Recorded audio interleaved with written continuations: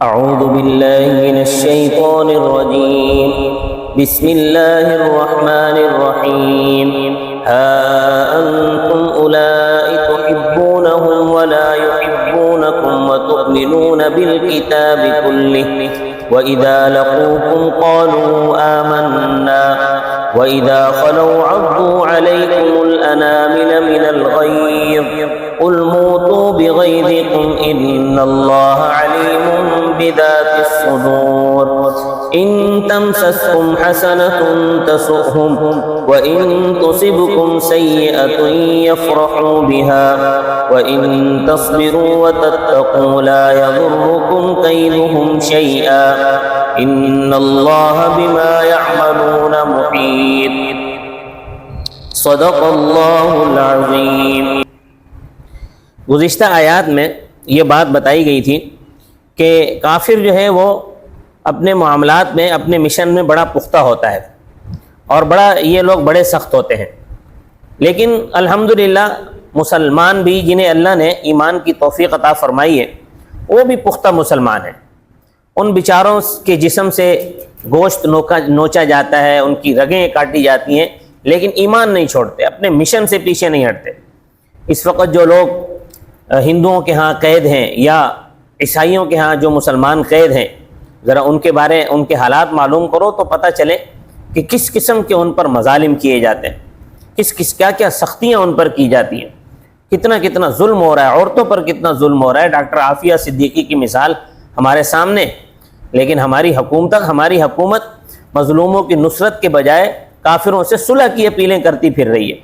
ہمارے حکمران کہتے ہیں کہ ہم نے تمہارے ساتھ جنگ نہیں کرنی، ہمارے ساتھ صلح کرو، حالانکہ کافروں کو صلح کی دعوت دینا شریعت میں، اسلام میں جائز نہیں ہے۔ اللہ تعالیٰ کا ارشاد ہے فَلَا تَهِنُوا وَتَدْعُوا إِلَى السَّلْمِ، بس تم ہمت نہ ہارو اور دشمنوں کو صلح کی طرف نہ بلاؤ۔ ہاں، اگر کافر خود صلح کی پیشکش کرے تو پھر ذرا سوچو اور غور کرو کہ اگر اس میں مسلمانوں کا اور اسلام کا فائدہ ہے تو صلح کر لی جائے۔ تو اللہ تعالیٰ فرماتے ہیں وَإِن جَنَحُوا لِلسَّلْمِ فَاجْنَحْ لَهَا، یہ 10ویں پارے میں ہے کہ اگر یہ لوگ صلح کی طرف مائل ہوں تو تم بھی صلح کی طرف مائل ہو جاؤ، وَتَوَكَّلْ عَلَى اللَّهِ، اور اللہ تعالیٰ پر بھروسہ رکھو۔ تو قانون تو یہ ہے کہ ان سے خود صلح کی درخواست مت کرو، لیکن ہم لوگ کیا کر رہے ہیں کہ خود ان سے کہتے ہیں کہ آپ صلح کر لو، جنگ نہ کرو۔ مسلمانوں میں اتنی کمزوری۔ اصل بات یہ ہے کہ مسلمان ہوں تو تب ہے نا، جب مسلمان تھے ایک موقع پر حضرت صلی اللہ علیہ وسلم نے فرمایا اکسولی من یلقط بالاسلام، مجھے ذرا مردم شماری کر کے بتاؤ کہ ہم کتنے ہیں۔ تو مردم شماری جن کے ذمے لگائی گئی تھی انہوں نے مردم شماری کر کے آگے بتایا نحن ما بین 600 الی 700، کہ ہم 600 اور 700 کے درمیان ہیں، یعنی 700 پورے نہیں ہیں، 600 سے اوپر ہے، 600 سے زائد ہے، 700 سے کم ہے۔ صحابہ کرام رضی اللہ عنہم نے سوال کیا کہ اللہ کے رسول، خیر ہے آپ مردم شماری کروا رہے ہیں، کیا ہم پر کوئی حملہ آور ہونے والا ہے؟ اگر یہ بات ہے تو آپ صلی اللہ علیہ وسلم پریشان نہ ہو، ہم آپ صلی اللہ علیہ وسلم آپ ہمیں حکم دیں، ہم پوری دنیا کے ساتھ ٹکرا جائیں گے۔ اندازہ لگاؤ ہمت کا کہ ہمیں کفر نہیں مٹا سکتا۔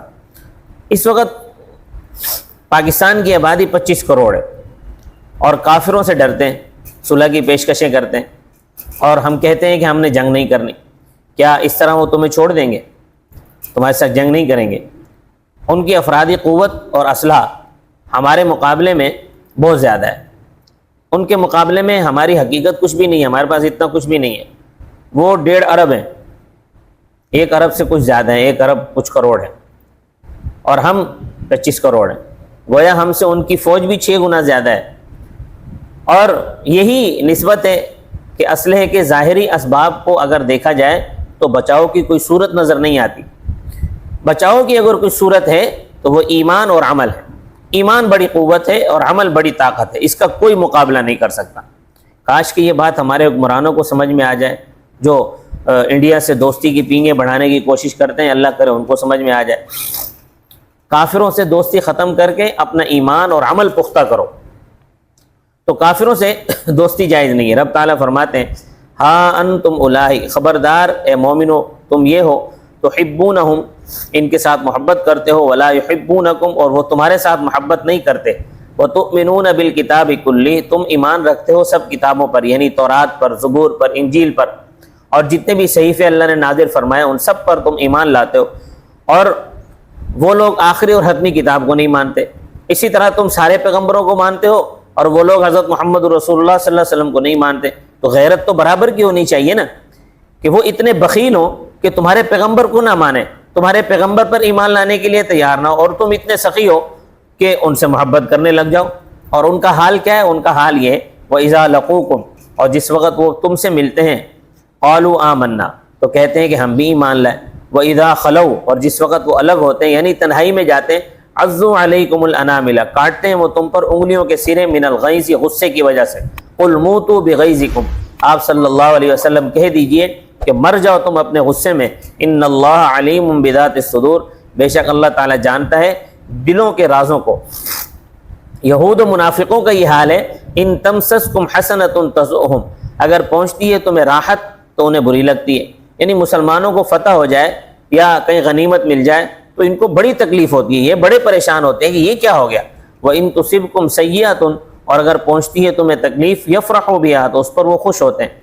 احد کے مقام پر 70 صحابہ اکرام شہید ہوئے اور بہت سارے صحابہ زخمی بھی ہوئے۔ حضرت صلی اللہ علیہ وسلم کو عتبہ بن ابی وقاص نے پتھر مارا، آپ صلی اللہ علیہ وسلم کے سامنے کے 2 دانت شہید ہو گئے، سامنے کے 2 دانت شہید ہو گئے۔ ابن امیہ یا ابن قمیہ یہ کافر تھا، اس نے آپ صلی اللہ علیہ وسلم کے تلوار ماری تو آپ نے جو خود پہنی ہوئی تھی وہ ٹوٹ گئی، وہ کٹ گیا، آپ صلی اللہ علیہ وسلم کا چہرہ مبارک زخمی ہوا، خون بہنے لگا۔ حضرت علی رضی اللہ تعالیٰ عنہ پانی کے ڈول بھر بھر کر لاتے تھے، حضرت فاطمہ الزہرا رضی اللہ تعالیٰ عنہ زخموں کو دھوتی تھیں کہ خون رک جائے، مگر خون نہ رک سکا۔ سادہ زمانہ تھا، جب خون نہ رکا تو پرانی چٹائی کا ایک ٹکڑا پڑا ہوا تھا، اس کو جلا کر اس کی راکھ حضرت فاطمہ نے آپ کے زخم پر لگائی، جس سے اس سے مسام بند ہوئے اور خون رک گیا۔ یہ بخاری شریف کی حدیث کا خلاصہ ہے۔ ادھر مشہور ہو گیا کہ ان محمدن قد قتل، کہ بے شک محمد صلی اللہ علیہ وسلم قتل ہو گئے۔ تو جب یہ خبر پھیلی تو کافروں کی تو خوشی کی کوئی انتہا نہیں تھی، بھنگڑے ڈالتے تھے اور ناچتے تھے، اور مومنوں کی پریشانی کی کوئی حد نہیں تھی۔ حضرت عمر رضی اللہ تعالیٰ عنہ جیسا بہادر آدمی ہمت ہار بیٹھے، ایک چٹان کے ساتھ کمر لگا کے کھڑے ہو گئے۔ حضرت انس ابن نضر رضی اللہ تعالیٰ عنہ، جو کہ حضرت انس ابن مالک رضی اللہ تعالیٰ عنہ کے چچا تھے، انہوں نے حضرت عمر سے کہا کیا بات ہے؟ فرمایا میری کمر ٹوٹ گئی ہے۔ حضرت انس بن نضر نے فرمایا کہ مرہم پٹی کی ہے؟ حضرت فرمایا کہ ایسی نہیں ٹوٹی ہے، تو نے سنا نہیں کہ حضرت صلی اللہ علیہ وسلم شہید ہو گئے؟ حضرت انس بن نضر نے فرمایا تو کیا تمہارے لیے شہادت کا دروازہ بند ہو گیا ہے؟ حضرت عمر رضی اللہ تعالیٰ نے فرمایا کہ میری ٹانگیں ساتھ نہیں دے رہی، یعنی اتنا صدمہ تھا۔ مومنوں کو جب معلوم ہوا کہ حضرت صلی اللہ علیہ وسلم زندہ ہیں تو صحابہ کرام رضی اللہ عنہم آپ کے ارد گرد جمع ہو گئے سارے۔ رات کا وقت تھا، ابو سفیان ابھی تک مسلمان نہیں ہوئے تھے، بلکہ احد میں مشرکین کی کمان ان کے ہاتھ میں تھی۔ ابو سفیان نے آواز دی افیکم محمد، کیا محمد زندہ ہیں؟ کیا تمہارے درمیان محمد موجود ہیں؟ تو آپ صلی اللہ علیہ وسلم فرمایا لا تجیبو، لا تجیبو، اس کو جواب نہ دو۔ پھر کہا افیکم ابو بکر، کیا تم میں ابو بکر ہیں؟ آپ صلی اللہ علیہ وسلم فرمایا کہ جواب نہ دو۔ پھر اس نے کہا افیکم عمر، کیا تم میں عمر رضی اللہ عنہ ہیں؟ آپ صلی اللہ علیہ وسلم فرمایا کہ جواب نہ دو۔ جب اس کو جواب نہ ملا تو اس نے نعرہ لگایا اعلو حبلو، اعلو حبلو، زندہ باد زندہ باد۔ حضرت عمر رضی اللہ تعالیٰ نے فرمایا حضرت اب تو میرے صبر کا پیمانہ لبریز ہو گیا ہے۔ تو آپ صلی اللہ علیہ وسلم فرمایا کہ دو جواب اس کو۔ حضرت عمر رضی اللہ تعالیٰ نے کہا او اللہ کے دشمن، میں عمر بول رہا ہوں، حضرت محمد صلی اللہ علیہ وسلم زندہ ہیں اور یہ ابو بکر صدیق رضی اللہ تعالیٰ عنہ زندہ موجود ہیں، تمہارے بندوبست کے لیے ہم موجود ہیں، خوش کس بات پر ہوتے ہو؟ تو فرمایا کہ ان کافروں کی طرف سے تکلیفیں آئیں گی، وَإِن تَصْبِرُوا، اگر تم صبر کرو گے، وَتَتَّقُوا، اور اللہ تعالیٰ سے ڈرتے رہو گے، لَا يَضُرُّكُمْ كَيْدُهُمْ شَيْئًا، نہیں نقصان پہنچائے گی تمہیں ان کی تدبیر کچھ بھی۔ إِنَّ اللَّهَ بِمَا يَعْمَلُونَ مُحِيطٌ، بے شک اللہ تعالیٰ جانتا ہے جو کچھ وہ عمل کرتے ہیں، اللہ ہی احاطہ کرنے والا ہے، اس کے علم سے کوئی چیز باہر نہیں ہے۔ بس اے مومنو تمہارا تقوی اور پرہیزگاری درکار ہے۔ اگر تم متقی اور پرہیزگار بن جاؤ گے، اگر یہ تمہارے اندر تقوی ہے اور پرہیزگاری ہے تو پھر سب کچھ ہے، اگر تقوی اور پرہیزگاری نہیں ہے تو پھر کچھ بھی نہیں ہے۔ اللہ تبارک و تعالی ہم سب کو تقوی اور پرہیزگاری نصیب فرمائے۔ وما علینا الا البلاغ المبین۔